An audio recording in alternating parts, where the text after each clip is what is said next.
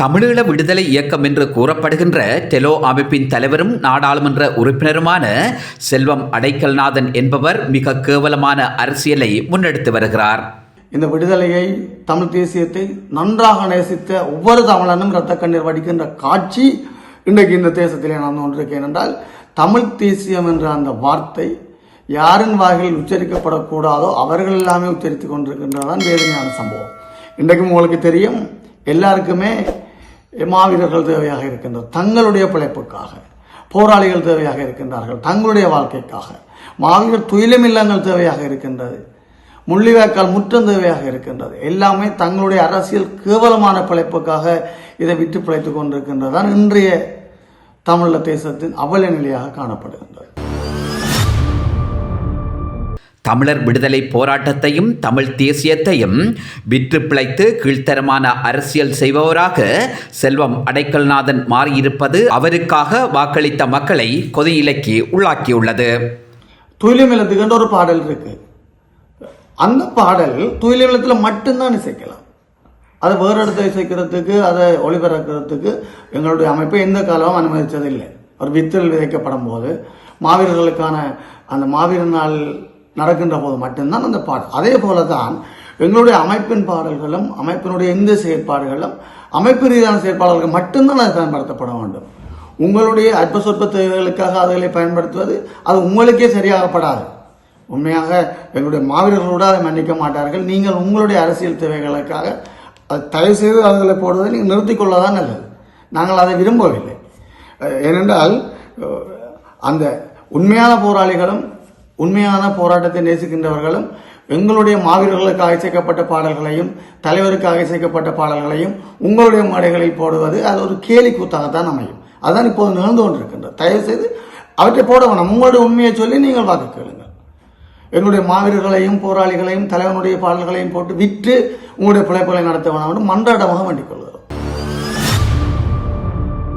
விடுதலை புலிகள் அமைப்பின் தலைவருக்காக பாடப்பட்ட ராஜகோபுரம் எங்கள் தலைவன் என்கின்ற பாடலை செல்வம் அடைக்கல்நாதனின் சில ஆதரவாளர்கள் அவரை உற்சாகப்படுத்தி நிகழ்வு நடத்திய போது அந்த பாடலை பாடி செல்வம் அடைக்கல்நாதன் தான் புலிகளின் தலைவர் போன்று அவர் நடிப்பு அரசியல் செய்ததும், தலைவரின் பெயரும் தலைவர் என்கின்ற சொற்பதம் வருகின்ற இடத்தில் அவர் தலையை அசைத்து புன்முறுகள் செய்வதும் விடுதலை புலிகளின் தலைமையை செல்வம் அடைக்கல்நாதன் அசிங்கப்படுத்தியதொரு சம்பவமாக பார்க்கப்படுவதோடு அது ஒட்டுமொத்த தமிழ் மக்கள் மத்தியில் அவருக்கு எதிரான அதிர்வலையை தோற்றுவித்துள்ளது.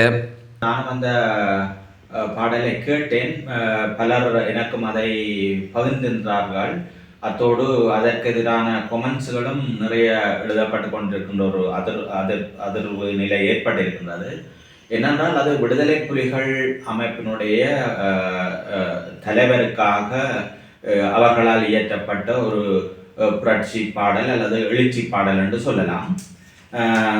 அந்த பாடலை ஒரு தேர்தல் ஒரு அற்ப சொற்ப வெற்றியிலே நின்று கொண்டு, ஆனால் அது ஒரு கேலி கூத்தாக ஒரு கேளிக்கையாக அது அந்த பாடலையும் போட்டு விவரமாக அதில் நின்று அந்த நடனங்கள் புரிகின்றது அல்லது அவற்றை ரசிக்கிறது என்பது அது ஏற்புடைய ஒரு விடயம் அல்ல.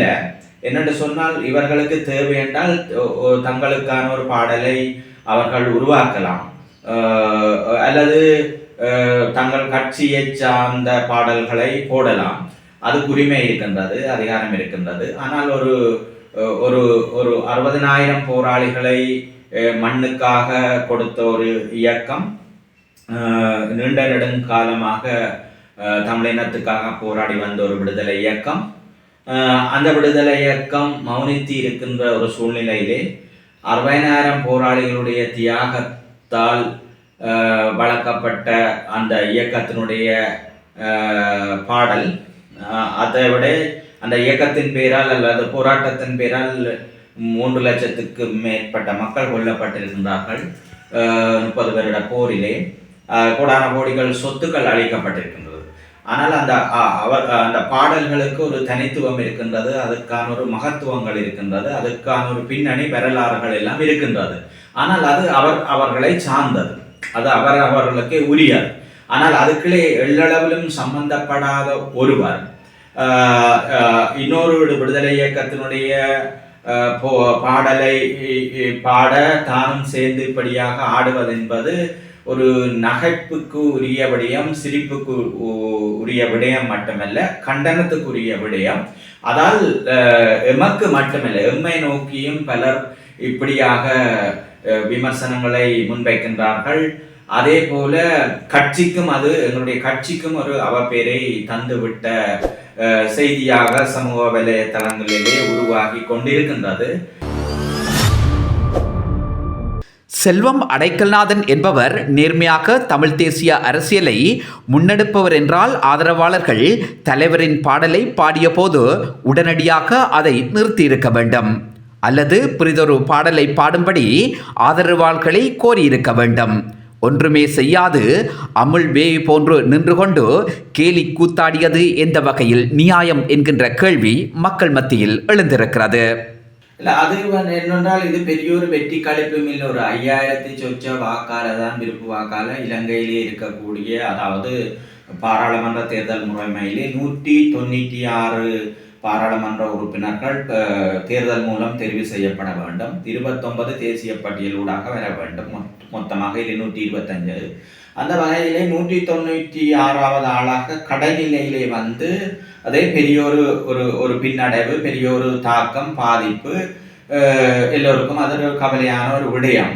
ஆனால் அந்த அந்த அந்த பாதிப்பிலும் அந்த பின்னடைவிலும் அப்படியான ஒரு 296வது ஆளாக வந்தும் கூட இப்படியான ஒரு புகழ்ச்சி, இப்படியான ஒரு என்ன சொல்றது, ஒரு நடனங்கள் அல்லது நளினங்கள் அல்லது இப்படியான ஒரு சந்தோஷ கொண்டாட்டங்கள் தேவைதானா? இன்றைக்கு மக்கள் படுகின்ற பாடுபடங்களிலே உங்களுக்கு தெரியும். இன்றைக்கு அந்த போராட்ட இயக்கத்திலே இருந்தவர்கள் இன்னும் சிறையிலே எத்தனையோ பேர் 25 வருடங்கள் தாண்டியும் வாடிக்கொண்டிருக்கின்றார்கள். இன்றைக்கு அந்த போராட்டத்தாலே எத்தனையோ 20,000 பேரை காணவில்லை என்று தாய்மார், தந்தைமார், சகோதரிகள் வீதியிலே போராடி கொண்டிருக்கின்றார்கள், கண்ணீர் வடித்துக் கொண்டிருக்கின்றார்கள். அப்படியாக அதுகளுக்கெல்லாம் ஒரு விடிவில்லை. இந்த விடுதலை போராளிகளுக்கு ஒரு பொது மன்னிப்பில்லை, விடுதலை இல்லை. இன்றைக்கு ஆயிரக்கணக்கான ஏக்கர் நிலப்பரப்பு வடகிழக்கிலே ஆக்கிரமிக்கப்பட்டு சிங்கள இராணுவம் குடிகொண்டிருக்கின்றது. இன்றைக்கு எத்தனையோ மக்கள் தங்களுடைய வீடு வாசல்களை, வாழ்விடங்களை இழந்து, தோட்ட நிலங்களை, பயிர் நிலங்கோச்செய்கை விவசாய நிலங்களை இழந்து, கரையோர பகுதியிலே மீன்பிடி துறைமுகங்கள் உட்பட மீன்பிடி இடங்களை எல்லாத்தையும் இழந்து இன்றைக்கு மக்கள் எல்லாம் இடம்பெயர்ந்து உள்ளூர் நாட்டிலே இன்றைக்கு சொந்த வீட்டிலே போய் தங்க முடியாமல், சொந்த காணிக்கு போக முடியாமல் இன்றைக்கு அவர்கள் பாதுகாப்பு வலயம் என்று ஆக்கிரமித்திருக்கல மக்கள் பல்வேறு அவல நிலைகளை சந்தித்து கொண்டிருக்கின்ற பொழுது இப்படியாக இந்த பாடலை வைத்து இப்படியாக ஒரு எழுச்சி பாடல், புரட்சி பாடல், அது இயக்கத்தினுடைய பாடல், அந்த இயக்க தலைவனுக்காக அவர்களுக்கு படிக்கிற உரிமை இருக்கு, அதிகாரம் இருக்கு, அது அவர்களுடைய பாடலை எடுத்து இப்படி ஒரு கேலி கூத்தாக இப்படி பொது வழியிலே ஆடி திரிவது என்பது ஒரு தலைவனுக்கு ஏற்ற பண்பியலோ அல்லது அது பக்குவமோ பொறுப்புணர்வோ கடமை உணர்வோ இல்லை என்றதுதான் என்னுடைய ஆணித்தனமான கருத்து. வாய்ப்பேச்சில் மாத்திரம் புலிகளின் தலைமையையும் அவர்கள் முன்னெடுத்த தேச விடுதலை போராட்டத்தை நேசிப்பதாக மக்கள் மத்தியில் தம்பட்டம் அடிக்கின்ற செல்வம் அடைக்கல்நாதன் என்பவர் நுனிநாக்கில் தேனை பூசி அடிநாக்கில் விஷத்தை வைத்துக்கொண்டு பேசுபவர். எனவே இவரை உண்மையான தமிழ் தேசியவாதி என நமது மக்கள் நம்புபவர்களாக இருந்தால் அது அவர்களது அறியாமை என்றே கூற வேண்டும். நல்லாட்சி அரசிலே இவர் ஒரு பாராளுமன்ற குழுக்களின் பிரதி தலைவராக இருந்தவர். 22 அலுவலர்களை தன் வசமே வைத்திருந்தவர். அதே போல ஒரு ஆளுங்கட்சியிலே ஒரு அமைச்சர்கள் போல இவர்கள் நல்லாட்சி அரசுக்கு முண்டு கொடுத்து இவர்களுக்கு கம்பரெலிய திட்டத்தினூடாக அபிவிருத்திக்கென 30 கோடி தொகுதி வாரியாக ஒதுக்கி கொண்டு வந்தது. இப்படியாக அரசாங்கத்துக்கு எல்லா பக்கத்தாலும் ஆதரவு கொடுத்தவர்களால் மக்களுடைய காணிகளை விடுவித்து கொடுக்க முடியவில்லை, மக்களுடைய வீடு வாசல்களை விடுவித்துக் கொடுக்க முடியவில்லை, பயங்கரவாத தடை சட்டத்தை நீக்க முடியவில்லை, இந்த போராளிகளுக்கான பொது மன்னிப்புகளை கொடுக்க முடியவில்லை. அதாவது விடுதலை செய்கிறதுக்கு 3 மாதம் 6 மாதம் இருக்கின்ற கைதிகளை பொது மன்னிப்பு ஜனாதிபதி பொது மன்னிப்பு கொடுத்து விடுகின்ற பொழுது அவர்களுக்கு அந்த லைக்கா நிறுவனம் 25 லட்சம் படி காசோலை கொடுத்தது. அதிலே லைக்கா நிறுவன உரிமையாளராக இருக்கக்கூடிய அல்லிராசா சுபாஸ்கரன் அவர்களும் இவர் குருசாமி சுரேந்திரன், செல்வம் அடைக்கலநாதன் போன்றவர்களும் சேர்ந்து வழங்கி வைத்தார்கள். ஆனால் அந்த கைதிகளுக்கு 3 மாதத்தால விடுதல். 30 வருஷம் இருந்தவருக்கு 3 மாதம் இருந்துட்டு வாரது என்பது பெரிய வேலை இல்லை. 6 மாதம் இருந்துட்டு வாரதுன்றது பெரிய வேலை. அப்படியானவர்களுக்கு மட்டும் பொது மன்னிப்பை கொடுத்து வெளி உலகத்துக்கு பூச்சாண்டி காட்டின அரசுக்கு முண்டு கொடுத்தவர்கள். ஆனால் இன்றைக்கும் அரசியல் கைதிகளுக்கு முழுமையான விடுதலை பெற்றுக் கொடுக்கவில்லை. அதாவது நல்லாட்சி அரசிலே அவர்களோடு அந்யோன்யமாக இருந்தவர்கள். பின்பு ரணில் விக்ரமசிங்கவுக்கும் பூரண ஆதரவுகளை ஒத்துழைப்புகளை கொடுத்து வந்தவர்கள். ஆனால் அந்த அரசாங்கங்களிலே எங்களுடைய பிரச்சனைகளை தீர்க்கிறதுக்கான வழிவகைகள், அதிகாரங்கள், உரிமைகள், வல்லமைகள் இருந்தும் கூட இவர்கள் அதை செய்யவில்லை. ஆனால் இது ஒரு அற்ப சொற்ப வெற்றியிலே நின்று கொண்டு வடகிழக்கிலே படுதோல்வியை சந்தித்திருக்கிற நிலை மக்களால் முற்றாக நிராகரிக்கப்பட்டு நாங்கள் அரசியல் பரப்பிலே இருந்து அரசியல் அரங்கிலிருந்து அகற்றப்பட்டிருக்கிற இந்த சந்தர்ப்பத்திலே ஒரு கடநிலை ஒரு சிறிய வெற்றியை வைத்துக்கொண்டு இப்படி ஒரு பாடலை போட்டு ஆடுவது என்பது உண்மையிலே ஒரு வெட்கக்கேடான ஒரு ஏற்றுக்கொள்ள முடியாத மக்கள் அறிவருக்கின்ற ஒரு விடயம்.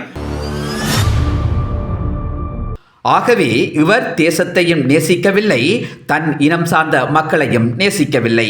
மாறாக தனது வர்த்தகத்தையும் உழைப்பு பிழைப்பையும் நேசிக்கின்றவர் என்பதை செல்வம் அடைக்கல்நாதனின் கடந்த கால வரலாறுகள் புடம்போட்டு காட்டுகின்றன. எனவே தனது இருப்புக்காக மட்டும் அரசியல் செய்யும் இவர் புலிகளின் தலைவருக்கான பாடலை வைத்து அரசியல் நாடகம் நடத்த முற்பட்டது மிக பெரும் தவறாகும். ஆகவே இது போன்ற பாரிய தவறுகளை செல்வம் அடைக்கல்நாதன் இனிமேலும் விடாது அவர் திருந்துவதற்கான வழியை மேற்கொள்ள வேண்டும் என்பதே தமிழ் மக்களின் எதிர்பார்ப்பாகும்.